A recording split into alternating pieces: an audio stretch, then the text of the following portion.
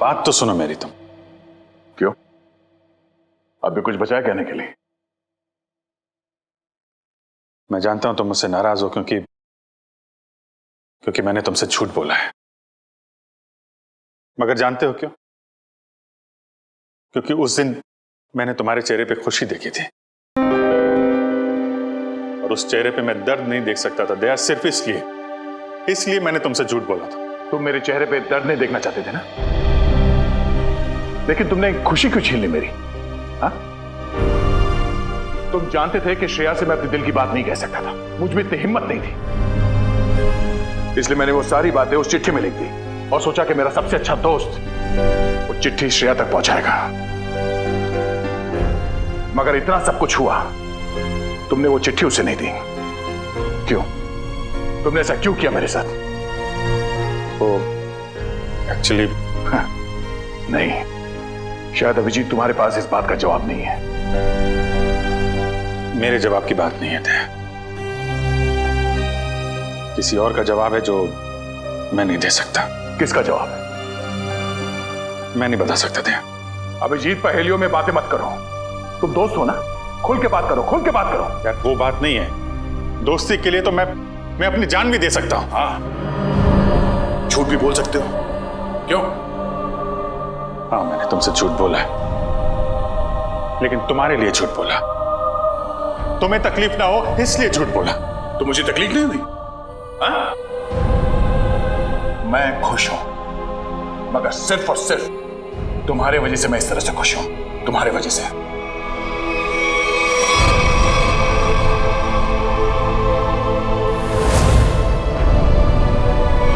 क्या 1 मिनट यार, प्लीज, ये श्रेया का गुस्सा मुझ पे मत उतारो यार। मैं गुस्सा श्रेया पे नहीं, मुझे गुस्सा तुम पे आ रहा है। क्यों? कसूर क्या है मेरा? यही कि मैं तुम्हें खुश देखना चाहता हूं।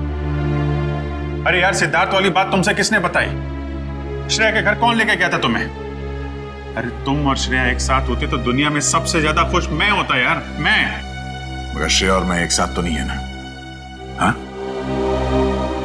और मैं खुश भी नहीं हूं। यार अब इन बातों में कुछ रखा नहीं है, भूल जाओ। ठीक है, मैं भूलने के लिए तैयार हूं, मगर मेरे दिल की तसल्ली के लिए एक बार मुझे बता दो, तुमने वो चिट्ठी श्रेया को क्यों नहीं दी? नहीं, वो उसका जवाब मैं अभी नहीं दे सकता दया यार, मुझसे मत पूछो। क्यों ना पूछूं? इस एक सवाल का सीधा असर मेरी आने वाली जिंदगी भी पड़ता है और हमारी दोस्ती पे भी। ओ, मतलब अगर इस सवाल का जवाब मैंने नहीं दिया तो हमारी दोस्ती खत्म? मैंने ऐसा नहीं कहा। अरे रहने दो यार, अगर हमारी दोस्ती इतनी सस्ती है कि एक छोटे से आंधी के झोंके से उसकी नींव डगमगा जाए, तो मुझे भी ऐसी दोस्ती में कोई दिलचस्पी नहीं है।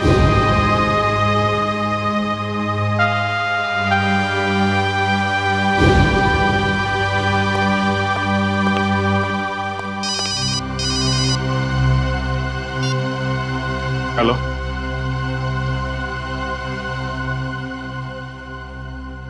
जी हाँ, सीआईडी ब्यूरो। जान खतरे में? 1 मिनट, कहां से बोल रहे हैं आप?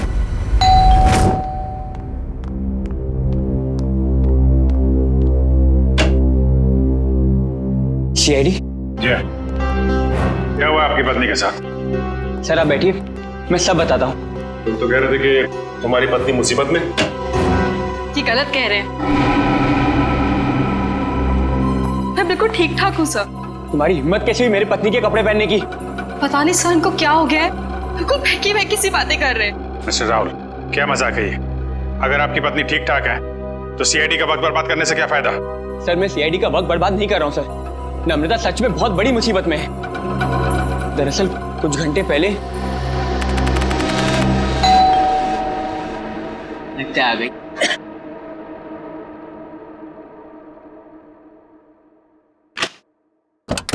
हाँ साहब, आपका नया बावर्ची साहब। अरे बॉस, लगता है आप गलत पते पे आ गए। पता भी यही है, घर भी यही है। नम्रता मैम साहब ने मुझे काम पे रखा है खाना बनाने के लिए साहब। कमाल है, नम्रता ने मुझे बताया नहीं कि वो एक नया बावर्ची रख रही है। बोलो साहब, खाने में क्या क्या बनाऊं साहब? अरे वो नम्रता आ जाएगी थोड़ी देर में,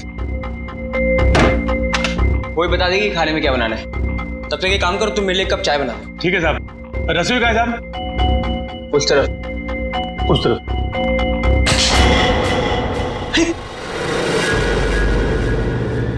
ये चाकू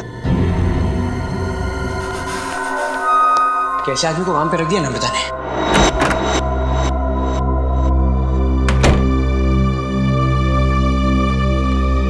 अरे क्या साहब, डर गए क्या? ऐसे अचानक सामने आ गए तो कोई भी डरेगा ही ना। ये लो साहब, आपकी कॉफी। मैंने चाय बोली थी। क्या साहब, आपने कॉफी तो मंगाया था साहब, वही लाया हूँ साहब। अरे यार मैंने चाय बोली थी। अरे कैसे बदतमीजी से बात कर रहे हो तुम? अरे एक तो गलती कर रहे हो, ऊपर से बदतमीजी से बात कर रहे हो मेरे साथ। कैसा आदमी रख दिया है।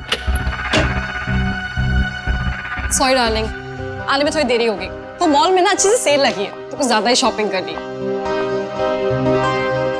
एक्सक्यूज मी, कौन है आप? और यूं घर में कैसे घुसे चली आ रही है? अच्छा जी, मैंने कुछ ज्यादा खर्चा कर दिया तो इसलिए तुम अपनी पत्नी से ऐसे बात करोगे? पत्नी? कौन हो तुम? और नम्रता कहाँ है? तुम्हारे सामने। अच्छा, अब समझ में आया। मेरी पत्नी ने ही कहा है ना तुम्हें मेरे साथ मजाक करने के लिए, है ना? राहुल, तुम्हें क्या हो गया? क्यों बहकी बहकी बातें कर रहे हो? बहुत हो गया ये बकवास। हाँ, कहाँ है नम्रता? मैं अभी नम्रता को फोन करता हूँ।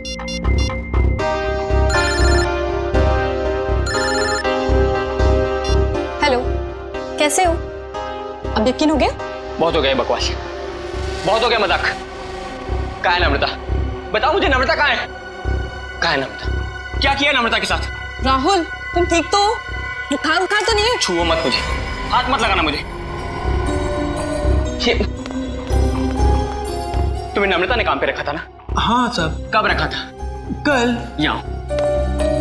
यहाँ और बताओ, क्या यही नम्रता है? हाँ साहब, यही तो है नम्रता मैम साहब। देखो यार, वो कुछ छोटी मोटी चाय कॉफी के बहस कर रहे थे, तुम झूठ मत बोलो। कौन है ये? नहीं साहब, मैं सच बोल रहा हूँ, यही है नम्रता मैम साहब। सुनो बलराम, तुम ना खाने में मिर्ची थोड़ी कम डालना, साहब को तीखा पसंद नहीं है। ठीक है मैम साहब। क्या हो रहा है यार? ये कुछ तो करना पड़ेगा। क्या करूं? शेडी को फोन करता हूँ। सर, तो बहुत अच्छा होगा कि फ्रेडी सर साथ में नहीं है, वरना असली और नकली पत्नी के चक्कर में वो खुद चक्कर खा जाते। ये लीजिए साहब, आप सब लोग के लिए पानी। देखिए सर, देखिए कैसे ये दोनों भैरूपी मेरे घर में घुस आए हैं। न जाने इन्होंने मेरे पत्नी नम्रता के साथ क्या किया होगा। राहुल, मैं ही तुम्हारी नम्रता हूँ। सर आप बेकार की कहानियों में अपना वक्त बर्बाद कर रहे हैं। मैं कल इनको एक अच्छे से डॉक्टर के पास लेके जाऊंगी। माफ कीजिएगा सर, जो परेशानी आपको हमारी वजह से हुई। कोई बात नहीं, अब हम लोग यहाँ आ गए हैं तो सारा मामला समझ के ही जाएंगे। मिस्टर राहुल, आपके पास क्या सबूत है कि ये आपकी पत्नी नम्रता नहीं है? सबूत? हाँ है ना सर, मेरी पत्नी की तस्वीरें मेरे फोन में। क्या हो मिस्टर राहुल? हाँ? ये कैसे हो सकता है? इसमें मेरे और मेरी पत्नी की लगभग 100 तस्वीरें थी, अब एक भी नहीं है। याद आया सर, जब मैं नहाने गया था ना तो मैंने ये फोन इस टेबल पर रखा था। जरूर इसी ने वो फोटो डिलीट की है सर इसने। मैं कह रहा हूँ। क्या बात कर रहे हैं साहब? मैं इतना महंगा फोन कभी इस्तेमाल ही नहीं किया साहब। फोटो कैसे निकालेगा साहब? सर ये झूठ बोल रहा है सर इसी ने फोटो डिलीट की है।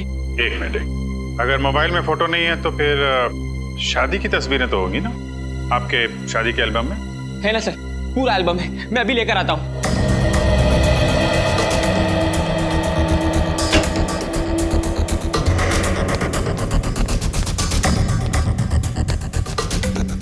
सर ये लीजिए सर, हमारी शादी का एल्बम। अब हो जाएगा दूध का दूध और पानी का पानी।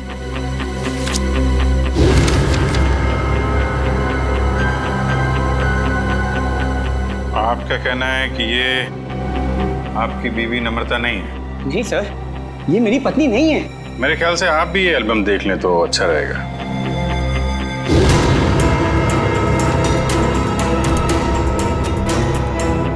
ये कैसे हो सकता है सर? ये कोई बहुत बड़ी साजिश है, ये कोई साजिश है मेरे खिलाफ। जरूर इसमें मेरी पत्नी भी शामिल है, उसी ने भेजा होगा इन दोनों को। मिस्टर राहुल, कभी आप कहते हैं कि आपकी पत्नी खतरे में है, कभी आप कहते हैं कि वो आपके खिलाफ साजिश रच रही है। कहना क्या चाहते हैं आप? सर मुझे कोई खतरा नहीं है और ये कोई साजिश नहीं है। मैंने आपसे कहा ना इनकी तबीयत खराब है। तुम चुप रहो, मुंह बंद रखो अपना। एक मिनट, आप नम्रता हैं, आपके पास कोई आईडी वगैरह है? जी हाँ सर, पासपोर्ट है, पैन कार्ड है, आपको जो चाहिए मैं दिखा सकती हूँ। प्लीज। एक मिनट।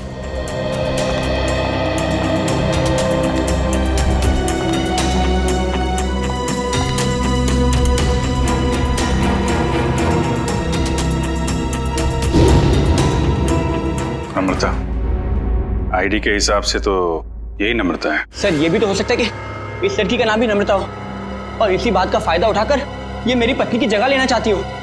सर नाम एक हो सकता है लेकिन जन्मदिन 19 अगस्त 1986, जन्मदिन का भी एक होना ये बहुत ही बड़ा सहयोग है। क्यों राहुल? अच्छा ये बताइए कि आपकी पत्नी का जन्मदिन भी क्या इसी दिन आता है? हाँ सर, तारीख तो वही है पर ये सहयोग भी तो हो सकता है ना सर। ये संयोग है, वो संयोग है। मिस्टर राहुल, हम आपकी बात पे यकीन करें तो करें कैसे और क्यों? सर मैं सच कह रहा हूँ सर, ये झूठ बोल रही है। तुम नम्रता हो ना, तो ये बताओ कि हमारी शादी की सालगिरह कब है? बताओ ना हमारी शादी की सालगिरह कब है? देखा सर, ये नहीं जानती है, ये झूठ बोल रही है। बताओ ना हमारी शादी की सालगिरह कब है? 14 फरवरी। सर राहुल मुझसे बहुत प्यार करते हैं। वैलेंटाइंस डे पे गोवा में हमने शादी की थी। सर ये पूरी तैयारी कर कर आई है, इसने मेरे पत्नी से ये सब पहले ही पूछ लिया होगा। कोई और सवाल पूछ के देखो। हाँ ये बताओ कि तुमने चॉकलेट कहाँ छिपाई? चॉकलेट? ये चॉकलेट का क्या चक्कर है? सर मुझे डायबिटीज है पर फिर भी मुझे चॉकलेट खाना पसंद है, इससे नम्रता अक्सर मेरी लाई हुई चॉकलेट छिपा देती है, जो बात इसे नहीं पता। अगर तुम नम्रता हो तो बताओ कि तुमने चॉकलेट कहाँ छिपाई है? बताओ तुमने चॉकलेट कहाँ छिपाई?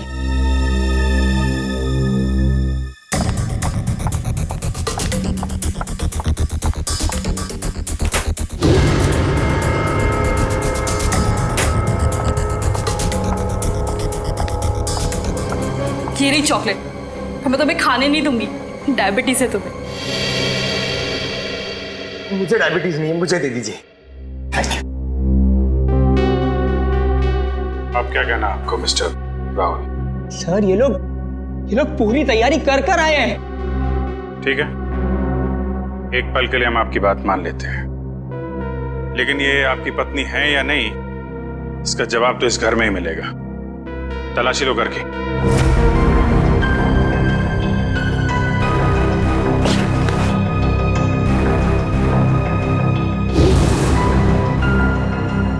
एक काम कीजिए, आप लोग अपने माता पिता को यहाँ बुलाइए, अभी पता चल जाएगा। सर मेरे माँ बाप तो दुनिया में नहीं रहे। सर मेरे भी नहीं है।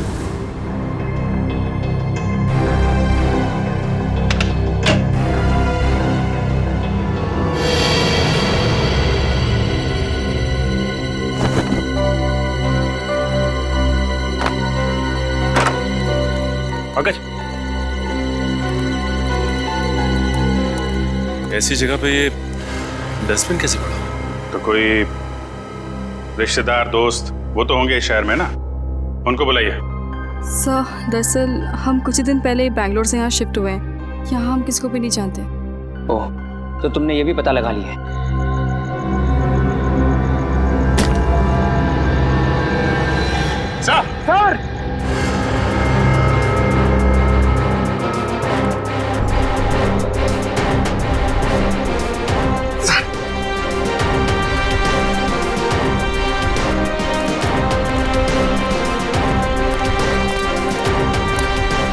सर लाश।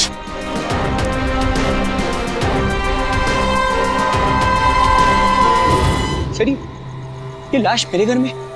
ये कौन सा खेल खेल रहे हो तुम राहुल? पहले पति पत्नी का झगड़ा सुलझाने के लिए यहाँ बुलाया, फिर तुम्हारे घर से एक लाश निकली है। किसकी लाश है ये? सर मुझे कुछ नहीं पता सर। सर मैं इसे जानता भी नहीं। सर मैं भी इसे नहीं जानती। तुम जानते हो? नहीं साहब, मैं नहीं जानता उसको। चल ये देखिए सर। तो बिल्कुल ताजे हैं, लगता है कुछ घंटों पहले इसे मारा गया है। कोई आईडी वगैरह मिली? एक मिनट।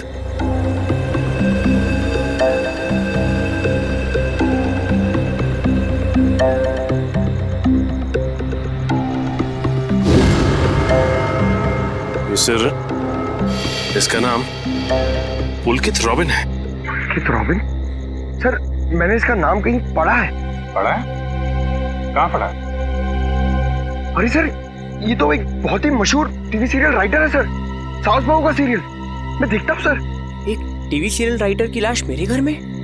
पंकज, मोबाइल पे देखो, इंटरनेट पे इस पुलकित रॉबिन की फोटो निकालो, देखो कहीं ये वही आदमी तो नहीं।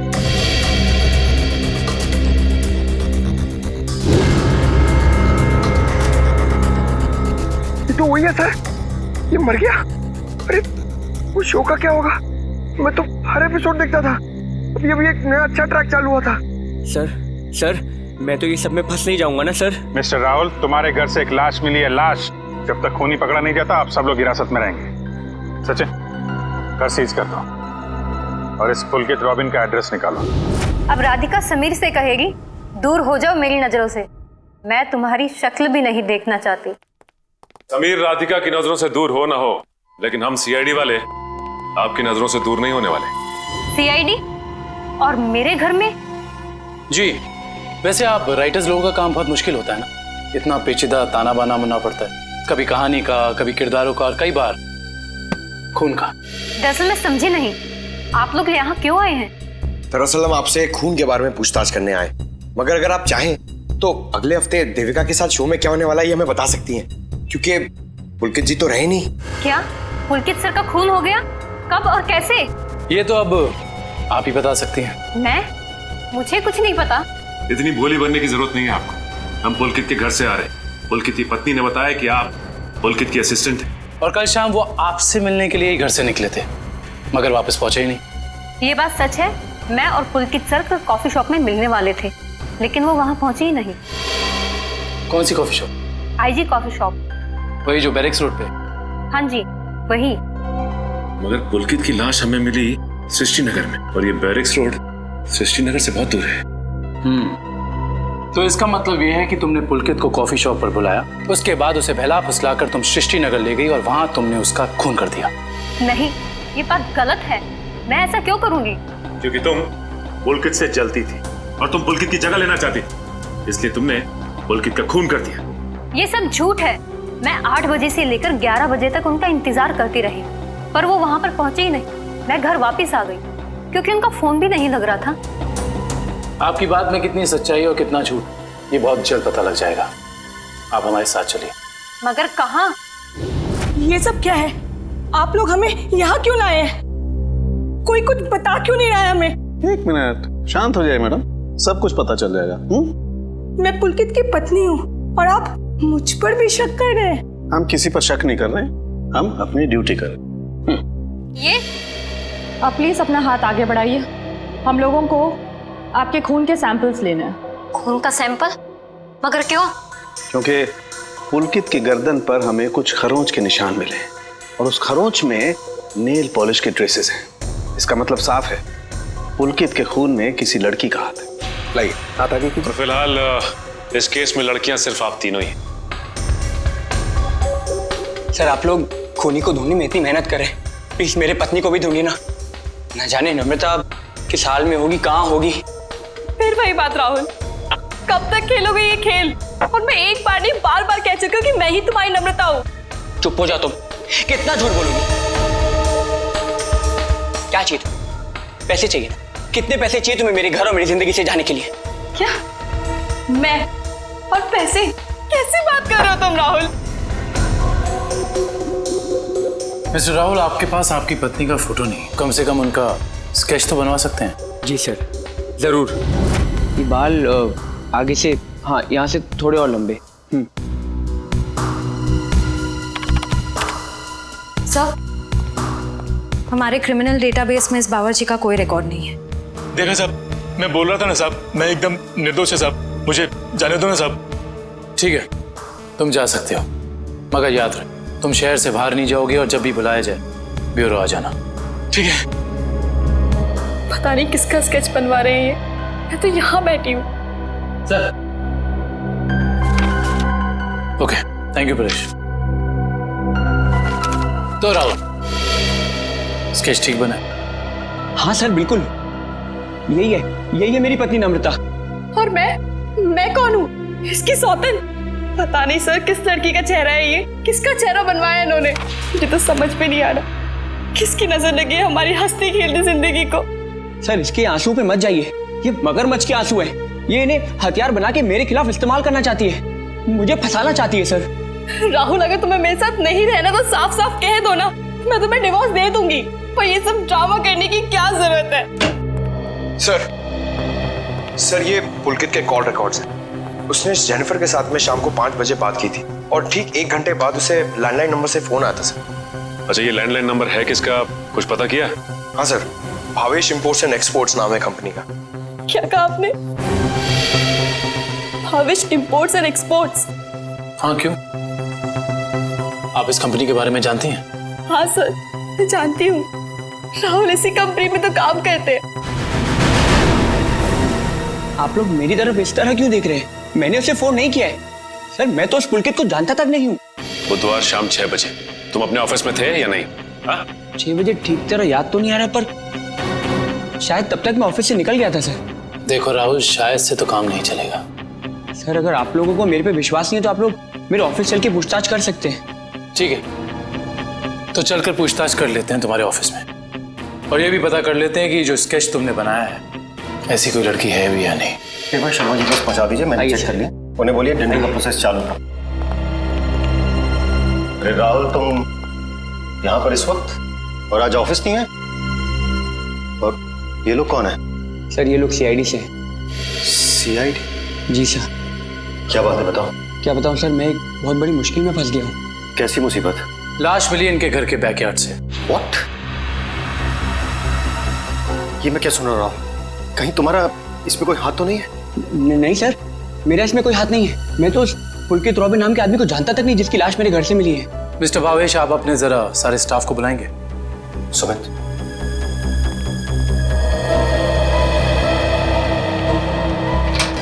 सुनो, सबको बॉस अंदर बुला रहे हैं।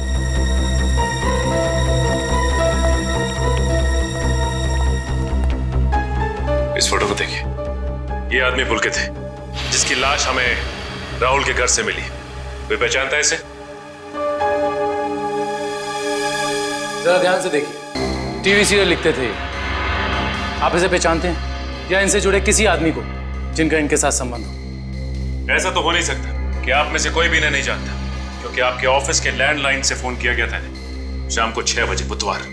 व्हाट?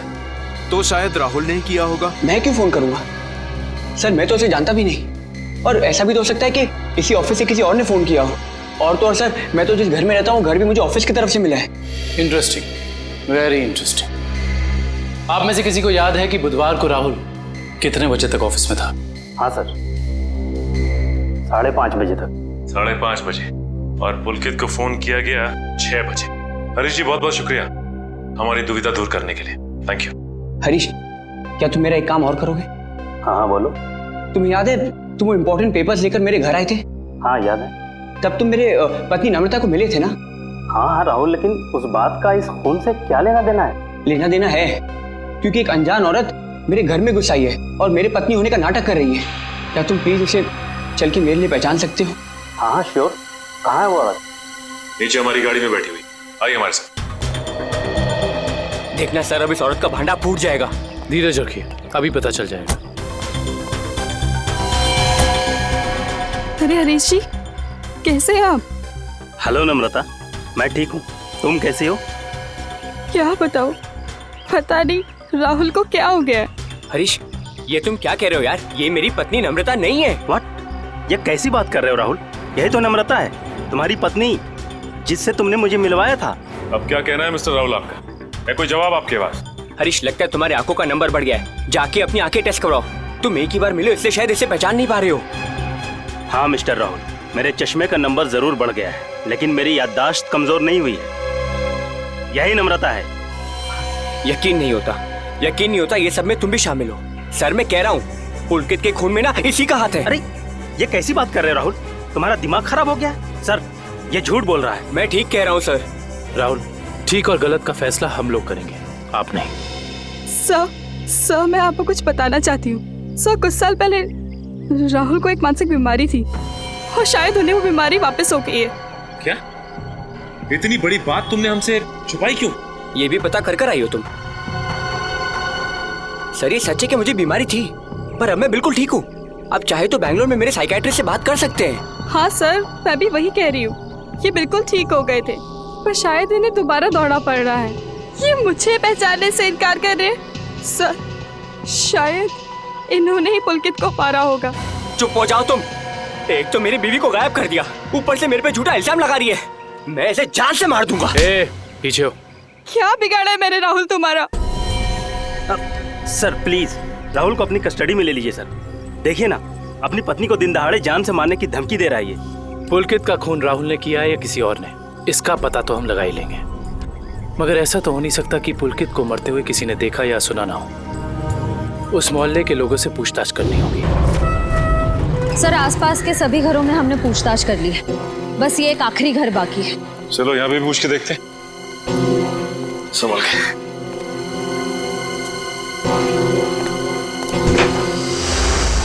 दरवाजा खुला।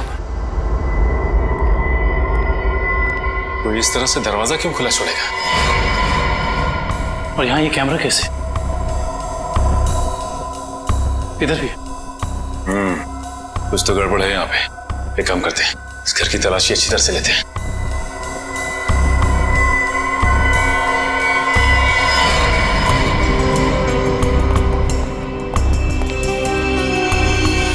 सर जल्दी आइए। ये देखिए एक और कैमरा, 2 कंप्यूटर स्क्रीन, स्पीकर्स और हेडफोन्स। 2 कंप्यूटर स्क्रीन एक साथ बाहर, और यहाँ कैमरास भी लगे। कहीं यहाँ वीडियो एडिटिंग तो नहीं चल रही? इसे ऑन करो।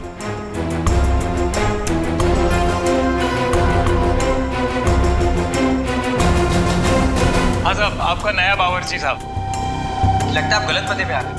नम्रता मैम ने मुझे काम पे रखा है खाना बनाने के लिए।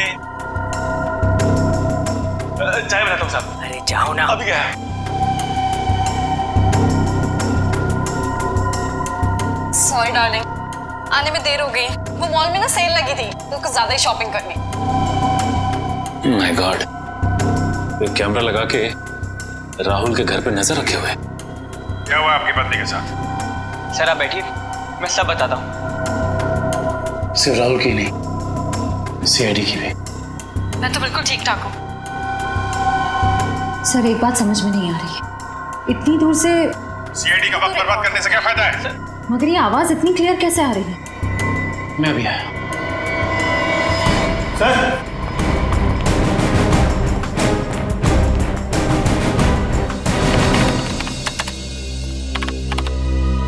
एक काम करते हैं, इस जगह को अच्छी तरह से छान मारते हैं। हो सकता है यहाँ कुछ मिल जाए। हाँ?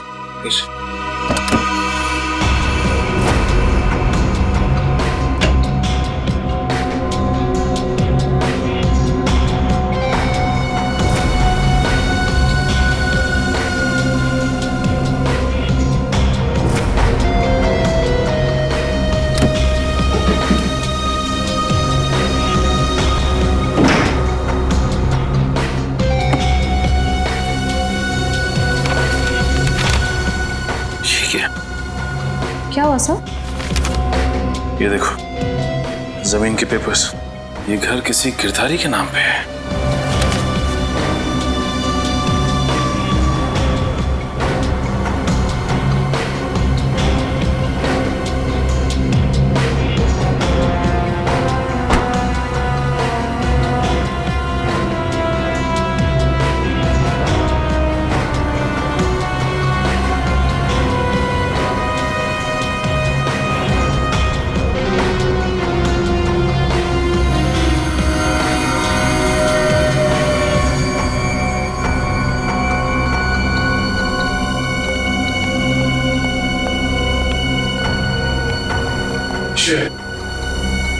तुम्हारे सारे सवालों का जवाब ये माइक है, जो मुझे राहुल के घर से मिला। स्पीकर के अंदर छुपा के रखा हुआ था। इसका मतलब गिरधारी जो राहुल के घर पे नजर रखे हुए था, उसी ने माइक लगाया यहाँ पे। कौन गिरधारी? अरे दुष्यंत, ये घर के कुछ पेपर्स मिले जिसमें लिखा है कि गिरधारी इस घर का मालिक है। आप लोग सुंदर जी के मेहमान हैं? तुम कौन हो? जी मैं तो यहाँ पर किराए पर रहता हूँ, पर आप लोग कौन हैं?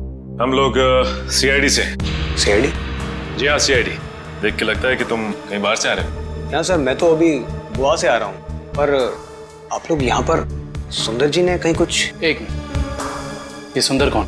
सर, जब मैं यहाँ से जा रहा था तो मैंने एक घर सुंदर नाम के एक अंकल को किराए पर दिया था। क्या बात, तुम खुद यहाँ पे किराए पे रहते हो और ये घर तुमने किसी को किराए पे दे दिया? सर, मैंने सोचा कि गोवा जाने का खर्चा निकल आएगा सर, इसलिए। और गिरधारी जी, इनका ये घर है, वो कहाँ है? सर, वो तो लंदन में रहते हैं सर, साल में सिर्फ एक बार ही इंडिया आ पाते हैं। ओह, उसी का फायदा उठा रहे हो तुम? ये कंप्यूटर कैमरास तुम्हारे? नहीं सर, ये सब मेरा नहीं है सर। झूठ बोल रहे हो तुम राहुल के घर पे नजर रखे हुए थे, जासूसी कर रहे थे उस पे। जासूसी? सर, मैं राहुल के ऊपर जासूसी नहीं कर रहा था सर। देखो, हमने रिकॉर्डिंग देख ली है, सच सच बताओ। मैडम, मैं तो कॉलेज में पढ़ता हूँ, इतनी सारी महंगी चीजें मैं कहाँ से लाऊंगा? तो फिर ये सारी की सारी चीजें किसकी? उस आदमी की जिसे तुमने किराए पे रखा हुआ, सुंदर? सर, हो सकता है सर। नंबर दो सुंदर का। सर, पिछले हफ्ते गोवा में मेरा मोबाइल चोरी हो गया था तो तुम्हारे सारे नंबर्स चले गए? जी। बहुत अच्छा बहाना है। अपना मोबाइल नंबर दो, सुंदर का नंबर हम तुम्हारे मोबाइल रिकॉर्ड से निकाल लेंगे। सर, सालुंके सर की डीएनए रिपोर्ट आ गई है। पुलकित के खरोचों में जो नेल पॉलिश के अंश मिले थे वो ना ही नम्रता के थे, ना ही संजना के और ना ही जेनिफर के। मतलब इस केस में कोई और औरत भी शामिल है? सर, हो सकता है वो स्केच वाली औरत हो जिससे राहुल अपनी बीवी कह रहा है। हो सकता है। जब तक हमें उस औरत के बारे में कुछ पता नहीं चल जाता, कुछ कह नहीं सकते। क्या हुआ, उस नेल पेंट के बारे में कुछ पता चला क्या?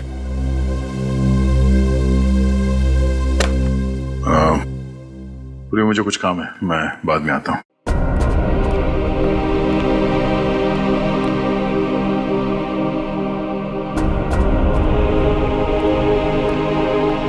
सर, जतिन के फोन रिकॉर्ड्स चेक करिए। सुंदर का नंबर तो नहीं मिला, मगर किसी मनीष नाम के आदमी का नंबर मिला है। करता क्या है मनीष? सर, कैमरास और रीडिंग मशीन किराए पे देता है। मनीष? इस मनीष से मिलना पड़ेगा। सर, यही है वो सुंदर अंकल जिन्हें मैंने अपना घर किराए पे दिया था। कौन सुंदर? मैं मनीष हूँ। गलत बात है मनीष जी, आप इतने महंगे कैमरा इक्विपमेंट्स ऐसे ही खुले घर में छोड़ा है, इन्हें तो अरेस्ट करना होगा। बिल्कुल।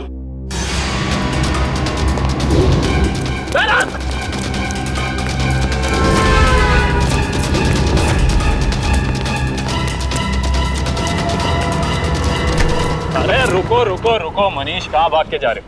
अभी तो तुम्हारा ऑडिशन भी बाकी है, जो शुरू होता है अब। मैंने तो वही किया जो मुझसे कहा गया था करने के लिए। जिसने मेरे दुकान से कैमरा और एडिटिंग मशीन किराए पे लिया था, उसी ने मुझसे कहा था ये सब करने के लिए। जिसने तुमसे कैमरा किराए पर लिया, उसी ने तुमसे घर भी किराए पर लेने को कहा? जी सर, उसी ने मुझसे कहा था कि कैमरा इस तरह से फिट करूं कि सामने वाले घर का सारा नजारा दिखना चाहिए। अब तो मिलना पड़ेगा इस इंसान से। है कौन ये जनाब? जी कहिए। जी, हम लोग सीआईडी से। सीआईडी? आइए। भावेश का कुछ पता चला क्या? भावेश का पता चला मतलब? हम लोग तो भावेश से ही मिलने आए। लेकिन वो तो कल से घर नहीं आए, उनका फोन भी नहीं लग रहा है। क्या? कल से घर नहीं आए? आपने पुलिस में रिपोर्ट लिखवाई? मैंने रिपोर्ट लिखवाई थी, लेकिन उन्हें भी कुछ पता नहीं चल पा रहा है। सर, लगता है उन्हें पता चल गया होगा कि हम आने वाले हैं, इसलिए।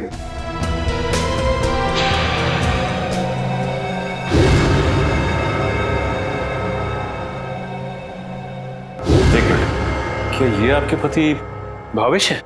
जी हाँ। ये केस तो और पेचीदा बनता जा रहा है। सब मेरे पति भावेश को ढूंढ निकालिए। देखिए मैम, आप चिंता मत कीजिए, अब भावेश का नंबर दीजिए हमें। जी। 197985643।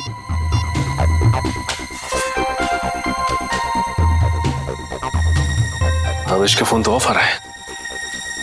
पंकज, भावेश के फोन के IMEI नंबर से पता करो कि उसका मोबाइल इस वक्त कहाँ है।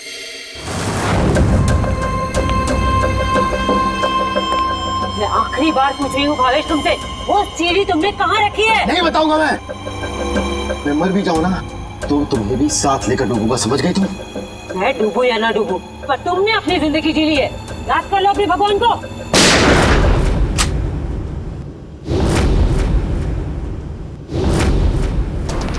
बस मुन्नी दुरेली, बहुत मचा रही आतंक।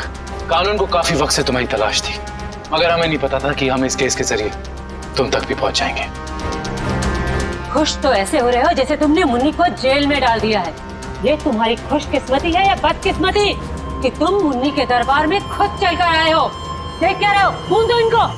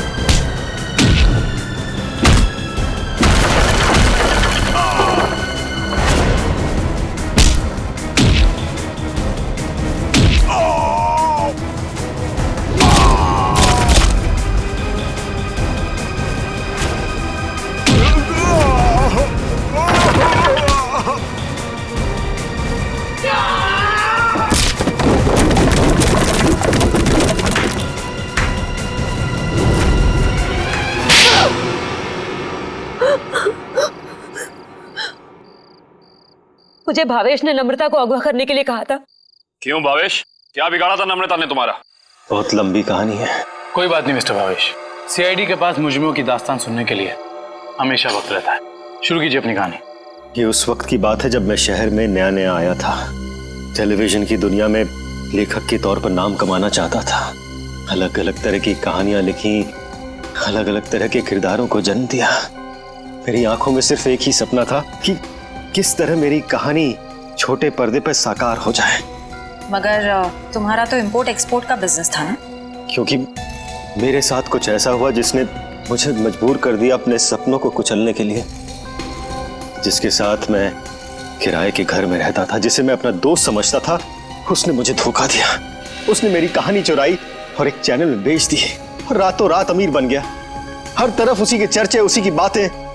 मैं ये सदमा बर्दाश्त नहीं कर पाया और फिर मैंने अपने करियर को नई दिशा दी और भावेश इंपोर्ट एक्सपोर्ट का बिजनेस शुरू कर दिया। मगर इस सब का मेरी किडनैपिंग से क्या लेना देना है? ये बात सच है कि मैंने अपनी लाइन बदल दी थी, लेकिन ये भी सच है कि मेरे अंदर एक राइटर छुपा हुआ है। टेलीविजन में कुछ कर गुजरने का जुनून है मेरे अंदर। मैंने वापस कलम उठाई और एक अनोखे रियलिटी शो का कॉन्सेप्ट लिख डाला, जिसमें पति पत्नी में से किसी एक की जगह एक अजनबी अगर उनके घर आ जाए तो फिर उस पार्टनर की क्या प्रतिक्रिया होगी। इस तरह का रियलिटी शो लिखा था मैंने। क्या ये सब एक रियलिटी शो था? चैनल को मेरा कॉन्सेप्ट बहुत अच्छा लगा, लेकिन वो ये जानना चाहते थे कि इसे पर्दे पे कैसे उतारा जाए। तो मैंने एक पायलट एपिसोड बनाने के बारे में सोचा और एक्सपेरिमेंट के तौर पर मैंने अपनी कंपनी में आए हुए नए एम्प्लॉय राहुल को शामिल किया। वाह, कमाल है। अगर तुम एक रियलिटी शो ही बनाना चाहते थे तो एक जायज ढंग से भी बना सकते थे। फिर कानून को अपने हाथ में लेने की क्या जरूरत थी तुम्हें? मैंने कोशिश तो की थी जायज तरीके से करने की, लेकिन किसी ने मेरी मदद नहीं की। तो मैंने सोचा कि क्यों ना कुछ दिनों के लिए नम्रता को अगवा कर लिया जाए और फिर मैं अपने 2 कलाकारों बावर्ची और नकली नम्रता को उसके घर भेज दूंगा और काम होने के बाद असली अमृता को फिर उसके घर भेज देता। और इसमें वो टीवी राइटर पुलकित रॉबिन, वो कहां से आ गया? पुलकित रॉबिन ही वो शख्स है जिसने मेरे आइडियाज, मेरी कहानी चुराई और मशहूर हो गया। उसे पता चल गया था कि मैं चैनल में कुछ बड़ा रियलिटी शो का आइडिया लेकर जाने वाला हूं। बस उसी की जासूसी करने के लिए यहाँ पर आया हूँ। आज तो पता लगाना ही पड़ेगा कि भावेश कौन सा बड़ा कंसेप्ट चैनल वाले को बेचने वाला है।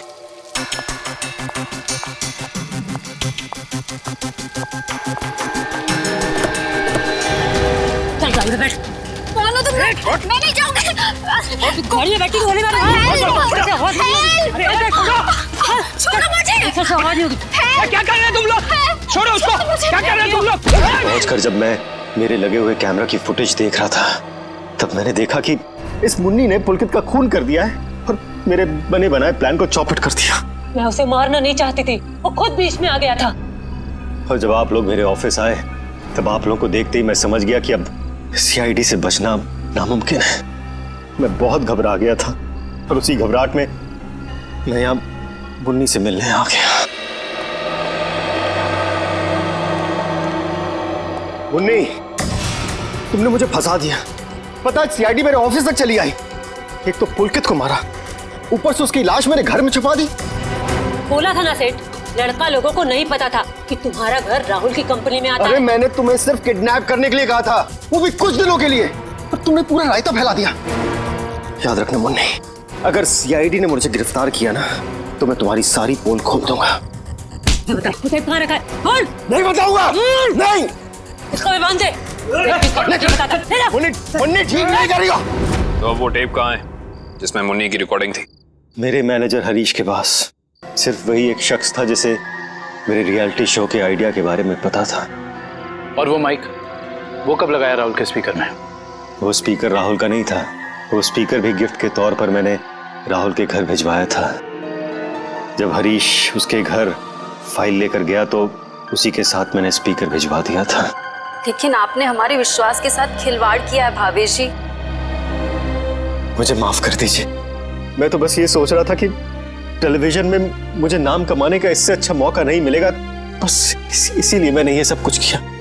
मुन्नी को तो फांसी होएगी, तुम्हारा जुर्म भी कुछ कम नहीं है भावेश। बिल्कुल, क्योंकि मिस्टर भावेश आपने एक किडनैपिंग करवाई और उस दौरान एक आदमी का खून हुआ है। आपके भविष्य का फैसला तो अब अदालत करेगी। सर क्या हुआ है? आप लोग मुझे बता क्यों नहीं रहे? जरा रुको, अभी पता चल जाएगा।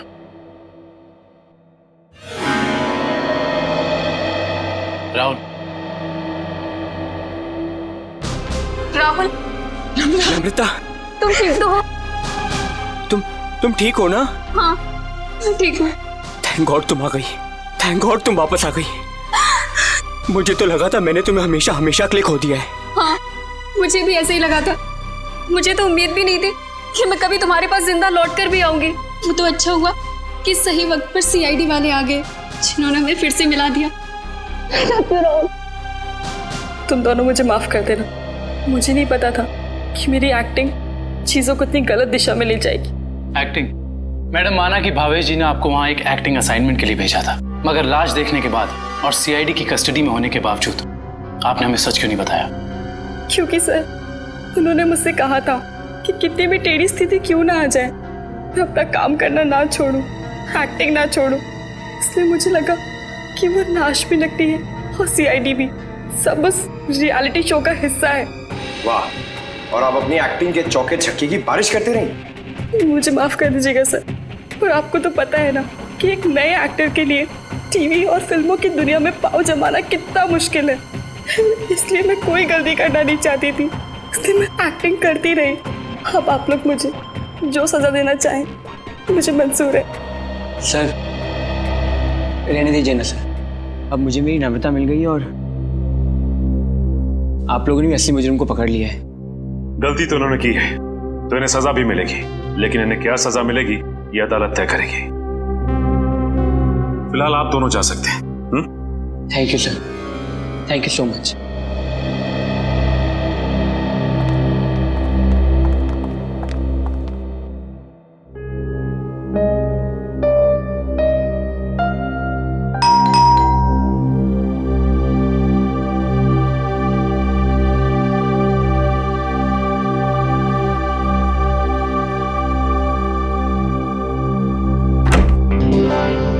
तारिका, आवा, अच्छा हुआ तुम आ गई। सब ठीक है ना अभिजीत? नहीं, इस वक्त बुलाया इसलिए पूछ रही थी। नहीं वो एक्चुअली मुझे तुमसे कुछ जरूरी बात करनी थी। कितने परेशान लग रहे हो, क्या बात है? एक्चुअली समझ नहीं पा रहा हूँ मैं तुमसे कैसे बताऊं। मैं समझ गई, दया के बारे में ना? मैं जानता हूँ ये सुनकर तुम्हें बहुत धक्का लगेगा, और इससे पहले मेरी हिम्मत जवाब दे जाए, मैं तारिका, जब एसीपी साहब यहाँ वापस आएंगे तो मैं उनसे कहने वाला हूँ वो मेरा ट्रांसफर कर दे। क्या ट्रांसफर? आई एम सॉरी तारिका, मैं और बर्दाश्त नहीं कर सकता। मेरे और दया के बीच में जो कुछ चल रहा है, मैं अभिजीत, लेकिन दया तो तुम्हारा दोस्त है ना? हाँ, लेकिन अब दोस्ती रही कहाँ? अरे ऐसे क्या, दोस्तों के बीच में तो ऐसा होता रहता है, ऐसी छोटी मोटी गलतफहमी, ऐसे झगड़े। इसका मतलब ये थोड़ी कि एक दोस्त ऐसे मुंह मोड़ के निकल जाए। तारिका, मैं जान दे सकता हूं मैं उसके लिए, वो बात नहीं है, लेकिन ये सब मैंने सपने में भी नहीं सोचा था कि हमारी दोस्ती इस मुकाम तक पहुंच जाएगी। मैंने फैसला कर लिया है, मैं यहां से चला जाऊंगा।